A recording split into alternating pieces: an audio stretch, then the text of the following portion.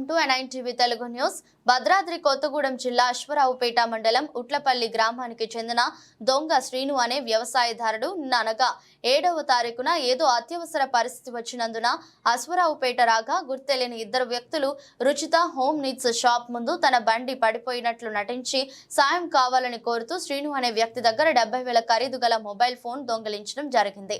ఇలా విలువైన వస్తువులు దొంగిలించిన వ్యక్తులపై కఠిన చర్యలు తీసుకోవాలని తెలియజేశారు.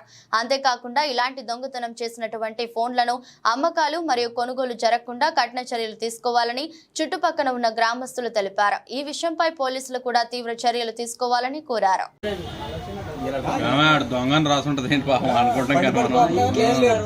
ఆయన ఎంతవరకు ఏంటంటే బండి పడిపోతున్నా హెల్ప్ చేద్దాం టైప్ లోనే ఉన్నారు ఆయన ఆలోచన.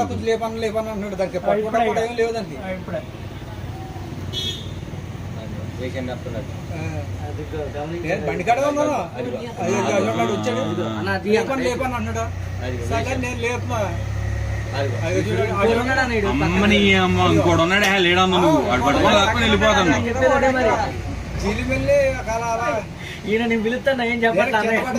కింద చూసుకున్నాను నేను బండి